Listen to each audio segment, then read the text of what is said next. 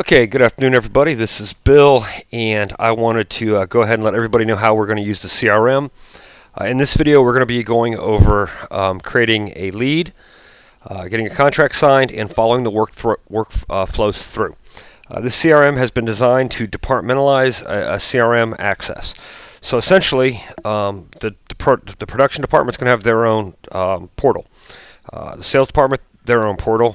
Management, accounting, everybody has their own portal. What happens is when the frontline fighters, the salespeople, get out there and they do their job, they usually do it in a standard way. They get a lead, potential customer, whether it's given to them or they knock on the door, it's a lead. Then they talk them in to sign a contract. That's the job. We're contractors. Then it becomes a signed contract. Then we're waiting on the insurance company. Then the insurance company approves it or denies it. Then we wait on insurance paperwork. Sometimes we get it in the spot, so we can bypass that. And then we do a material order, send it to the production crew, and we build the job. We collect the job. We cap the job out. What I've did is I've used that standard procedure to build a automated workflow. What it's going to do is put all the information in the hands of all the departments that needs it when they need it. You can jump in and out of the workflow based on where you start. You can go backwards, forwards. The system will keep up with you. Basically, we're going to go over the projects portal is going to be the portal is going to be the biggest one we go over today. So let's go ahead and log in as a salesperson and let you see how the process starts here. Okay, we logged in. First thing you see is their dashboard, which would essentially be the department. They got my builds on a portlet listed right here. You can move it around anywhere you want. Materials, their collections, their open adjusters meetings, and their latest activity. This will remind them what they did last. You can add a portlet if you want. There's some different features on here you can add. They can sign out right here by signing out. And this is a detailed view of each and one of these modules. You have collections, projects, leads, and material orders, and then email. And then, of course, you have the recently viewed right here. Okay, let's go ahead and start off and put a lead in here. Create a lead. And we'll make the lead myself.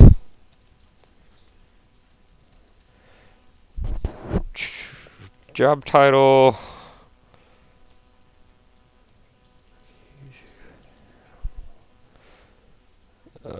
There we go. If I can spell. Okay, if we go down here to street address.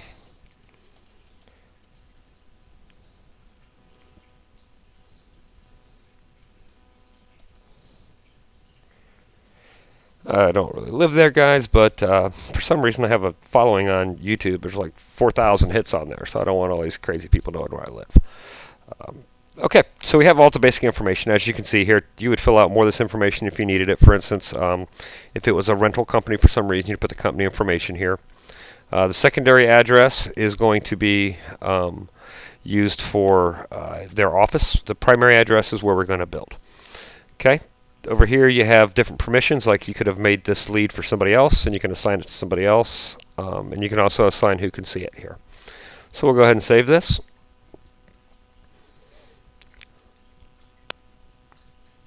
Once we've saved the lead, we are looking at a details view. Up here under options, you can switch which different options you want. You can go to edit and it's going to pull up an edit view, and from here you can edit your details. We'll go ahead and save it. What you're going to want to do on a lead, once you have got a signed contract, once you're getting ready to do some work with this one, go over here and go to convert. Once you go to convert, it's going to give you the option of doing a material bill right now or skip the material order. We're going to go ahead and skip the material order because we're not that far yet. We don't know if the insurance company is going to approve it. But sometimes it's a cash deal where the insurance company's already approved it and you could just get the material done right away. Okay, so we went ahead. As you see, it switched from the leads category. There's nothing there now. Over to the projects category. You just click on it right here. Okay, let's go ahead and take a look at the projects tab. This is where you're going to be doing most of your work. Right here you have the name. You got the Mr. Sir's Doctor. Nah, I'm not a doctor. Okay, project progress. This is probably the most important button on the whole excuse me, the whole CRM. What you want to do is, let's say you signed a contract. You go here to sign contract, and you have to make sure the change progress, see, the change progress has to have a check in it, otherwise it's not going to do anything. You can save it all day long, and it's not going to update your dashboard. So get back here to home, nothing happened. Okay. Typically what would happen is as soon as you did that, it opened up an adjusters meeting for you. So let's go back here to projects. We'll go back in here, and that was just a quick example of what that button does. Edit. What we want to do is we want to go ahead and hit change progress. Save. The reason I put a double standard in here is because some of these statuses are going to bug people like insurance companies or crews or supply houses. So in some situations, we're going to want to make darn sure that we actually want to do it. And we're actually going to have some more detailed information on that as we move forward. Okay, as you can see, it opened up an adjusters meeting for us right here. So it's telling me right off the bat that I am waiting for an adjuster. So I know every day, these are all the open adjusters meetings I have out there. So it lets me know who to follow up on. These are the most promising people right now. So let's go ahead and click on this. I've ran the adjuster's appointment. We're going to go to edit. And this one was approved. We'll go ahead and put approved right there. Okay. We'll go ahead and save it.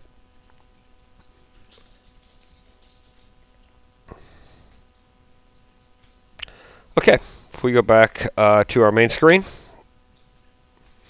it's going to prompt me to fill out a material order. It says Dotson needs material order filled out. So if you click on that, you have your material order to fill out. Each one of these records are individual. So if we go back to our home screen, the adjusters meeting right here is an individual record. As soon as you select it, it's gone. It's out of there. It's either approved or denied on that adjusters meeting, and it goes away. The material order is a separate individual record. It's actually separate from even the projects. What we do is we attach this to the project section. That way we can assign ownership. Because once it goes to production, we're going to want the production manager to see this record and that record. And then, of course, once the production manager sends it to the crew, we're going to want the crew just to, for instance, see the work order. So they're each individual records. And then your builds are, again, an individual record. So let's go ahead and go back to our projects. Let's update the status. We filled out our material order there, which is going to be another video. So we'll go back here, and we'll go ahead and go to Edit. And we're going to update our status. Okay, and notice it says waiting on insurance paperwork. Okay, we got that. Insurance could deny it. Let's say, for instance, in this one we're ready to build. We hit ready to build. Okay. Keep in mind we have all this information filled out: the contract price, the total amount. If it's a $10,000 claim and there's a $500 deductible, and they're paying us $9,500, it's $9,500 right here. This is going to be where your amount collected is. This is very important. If you put a job into production without a deposit, it's going to open a collection up for you, and that collection can't be closed until you have showed you paid it off. Progress status, it's just going to, you don't have to mess with this. This is automatically going to move for you.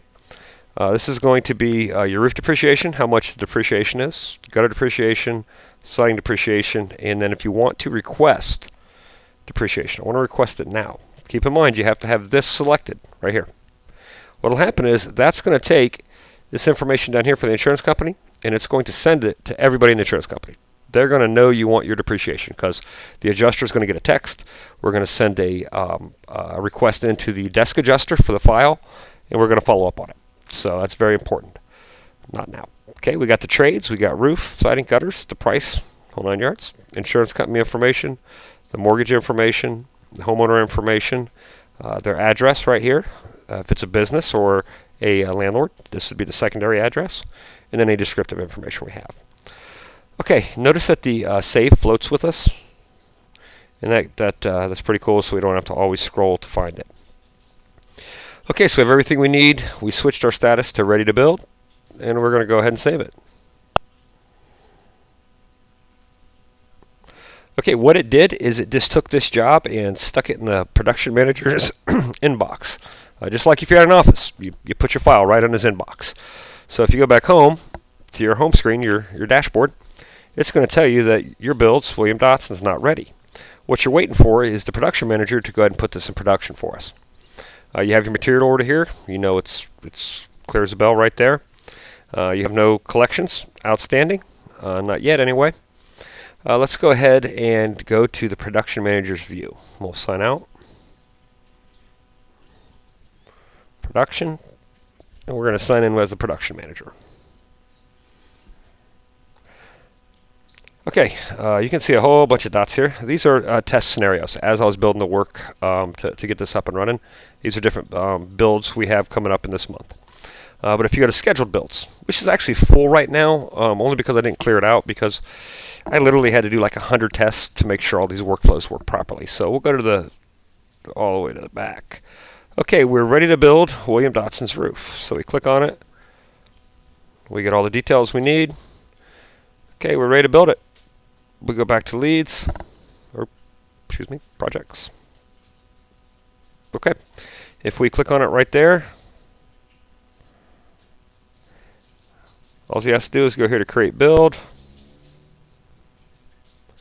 This information I did not automate. The reason being is we're going to tell a crew to go out to a house and then do some work to prevent an accident, and also to be able to kind of prove fault. That way the fault's never mine. You got to actually type in the location. 123 Smith Street, Hannah, Ohio. If you type in the wrong address, it's on you. There's no way the computer can generate a bad one for you because it doesn't populate. This is going to be the homeowner's information, and this is going to be the name if it's a condo complex, or you can just tag it with the name. Right here is going to be your build date. We'll select this one for the 12th. Hit done. What trades you're going to do? Roof. Okay, we have all this filled out. Now, we can send it to a crew right now. We can go right here and we can send it out to Mike for a roofing crew. If there's siding on this, we could go ahead and send out a siding and a gutter, the whole 9 yards. Right now, it says that the attendee is going to be me, the homeowner. We got to attach the material order to it. That's going to be key. There we go. We have just connected all these records. The actual project file, the material build, or the material order, and the production manager's file. Okay, so we got it all put together, and we're going to go ahead and save it. Oop, I got to name it.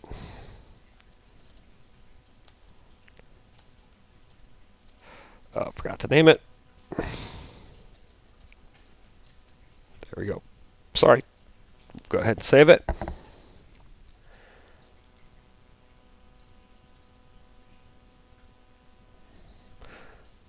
Okay, you can see my build popped up right there in the 12th. And this is a test. If one person has multiple properties, there can be several builds under one contract managed individually. If we go back to our home screen, as the production manager goes through his days and he's trying to manage what's going on, he has a quick map view of everything he has going on right there in the 12th. There's the job. And he also has this handy dandy view up here that gives him the actual name of what's going on. It's a little easier sometimes to see the name. Then, of course, if he has some more builds to be scheduled, they'll be right here. There's his projects. There's the collections. You can see company collections all the way through. The reason being is he may not want to put a job into production if you haven't got a deposit on it. So if we go back up here, let's take a look at what the salesperson now sees on his dashboard. Okay. Okay, the status has updated to the date that the job is going to be built. So he's ready to rock and roll. We know now that this job is scheduled to be built. So a date popped in here, so the salesperson every day can log on with his cell phone, iPhone, whatever he wants, tablet, and he can find out what days he's doing his builds. This is always going to be front and center. Okay, let's go back to our projects here for a second, show you some more features. Okay, we all like to get paid. That's important. So we'll go back here to edit, and we'll go ahead and switch this one to cap this project out. Okay, now what we need to do is we need to let the accountant know that we're ready to get paid.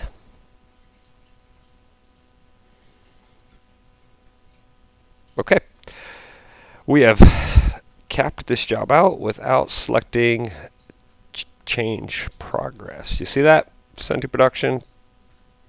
Right there. Save. Oh, I hit send. Yeah, guys, I got numbers just flying through my head like crazy. It's been a long couple of days getting all this programmed here.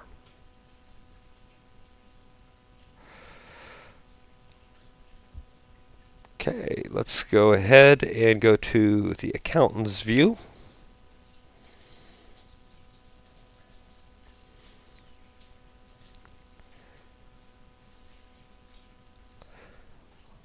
This shows projects. Go to collections. Dotson's project is complete and needs to be capped out. The amount just defaults. If you put the proper amounts in as you go, it'll be fine. That was just a default amount there. So it's going to let the accounting department know it's time to be capped out. Let's go ahead and take a quick look here at the ownership view. Go to the admin view. In the admin view, they can see the entire company.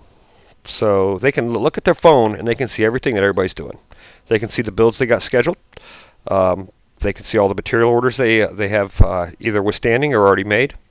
Once this material order gets updated, it's not going to say needs an order to be filled out. It'll just say their name, okay? Because that'll switch, so they'll know the difference between one that's waiting and one that's been done. So we'll know who's doing their paperwork. Open adjusters meetings. This right here basically is where it says that we're ready to build. Right here. What happens is, in order to save space without having another portlet, I went ahead and threw that on the adjuster meeting section. So I threw it in there just so we could see it. Then collections, it lets us know this job needs to be capped out so the ownership can know where their money's at and what they got going on. Then of course they have the detailed view of the collections, projects, leads. Let's go back here real quick to the crew section. Let you see what the crews see. Once we send all the information out, wrong crew. Crew 1, we got rid of the other crew, and we're doing a very good job.